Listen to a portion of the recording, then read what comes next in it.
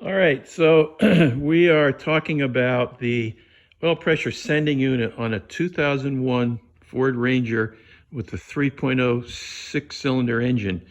A lot of questions I see on some of the YouTube videos about where this thing is located. On this particular engine, the 3.0, now the 2.4 and the 4.0 are different. If we go back to the rear of the firewall, and we have here the transmission filler tube. And if we look down back in there, there's a white plug running diagonally, but there's a smaller white plug on the right. And that is the plug for the oil pressure sending unit. And I had a very difficult time, as you'll see in these following videos, getting that thing unplugged. Getting the plug loose from the actual sending unit because of the way it's oriented. I would also add that it's very helpful to have a bright shop light to shine down in there so that you can see what you're doing. Also, this is my Porter Cable LED shop light. It's very bright. Go back to the car. Again, just to get context, I wound up taking this plug off here and this bracket right here and swinging it aside so I could get access. You can see how this thing impedes getting down in there. So that's for starters.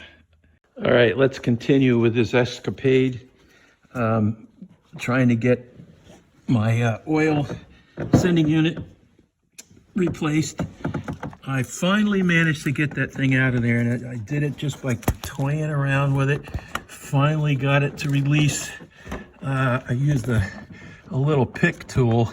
I don't know if you can see the hole. There it is, right there, right in between the filler tube and this wire loom. You can see the hole that the sending unit came out of. It's kind of buried in there, and that sending unit tube it does us no favors because it makes it difficult to get at. Anyway, we got it out, and I'll show you how I managed to do that. So to release the, let's see if this thing will focus. Let's see. I have this pick, and I was able to maneuver this pick down in there and get that thing to release. And once I got it just right, it came right out, no problem. But I'll tell you what, I worked on this for probably 45 minutes before I finally got the right bias on it, and it finally popped out. Now, beyond that, it was in there really tight. And I tried to get in there with a wobble socket and a few extensions on a 3/8 inch drive. This is a 13/16 wrench, and that fitting goes right in here without any problem. So you need a 13/16 deep drive. This is a 1/2 inch. I was not able to get in there with a ratchet. I had to get in there with a breaker bar, 6-inch extension. You have just enough room to get in there and break that thing loose. And once I was able to break it loose, I went in with a wobble socket with the 13/16, and I was able to unscrew it. So things that you need: 13/16 deep drive, a breaker bar, 6-inch extension. You don't need the wobble socket, but it makes things a little bit easier. And I have two of these extensions. Here's the other one.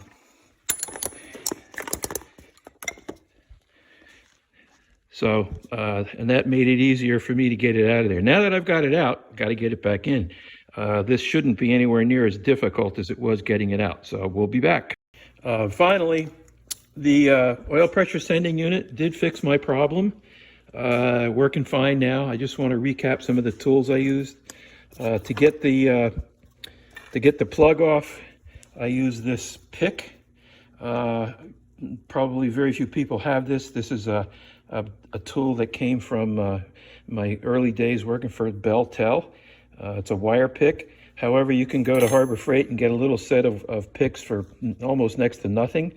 Again, had a very difficult time breaking the old sending unit. I had to use this breaker bar, 6-inch extension, and then the 13/16 socket. Once I got it broken, I was able to turn it about a quarter of a turn, got it loose enough where I was able to now get in there with a wobble socket and actually use two, I guess it's about 18 inches altogether, just to make it a little easier, and it came right out.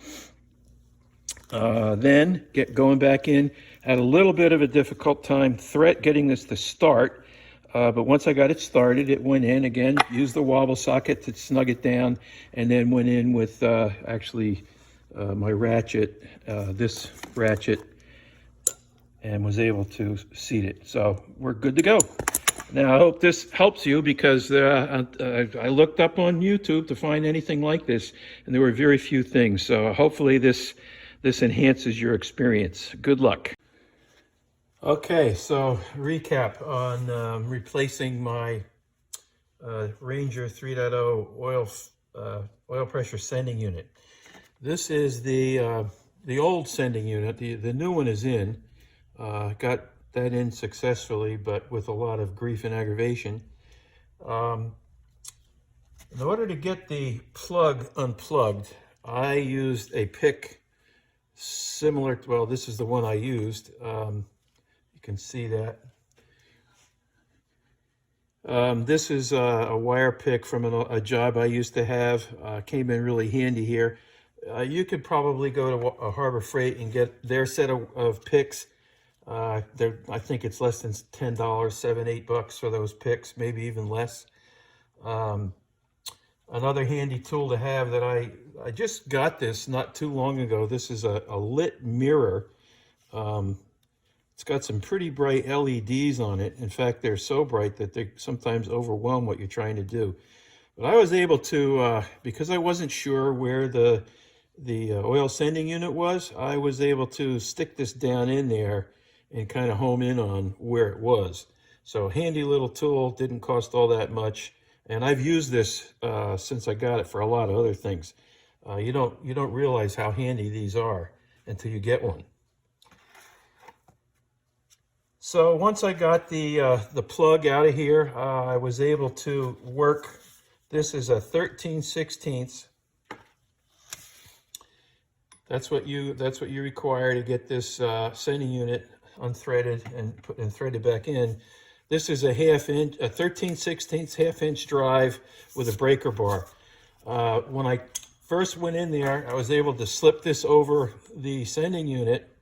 And at first I tried to do this with a 3/8 inch ratchet and a wobble socket, but this baby was in there really, really tight. And I had to get in there with this half-inch drive with this breaker bar.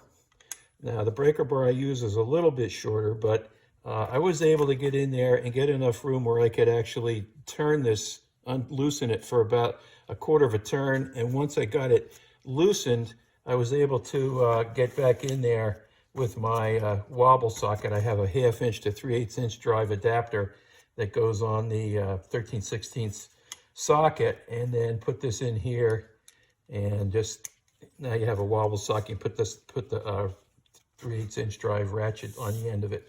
I was able to get that. So once I got it out, I'm going to put it back in.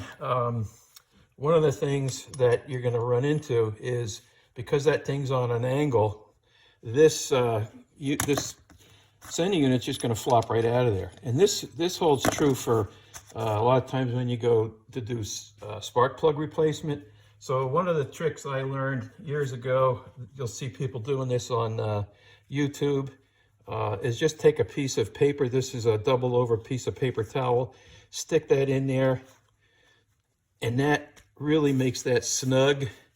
And you can screw that in there, which is what I did. I had a little bit of a time getting this to thread right, but it didn't take me long, 4 or 5 minutes to get it to thread in.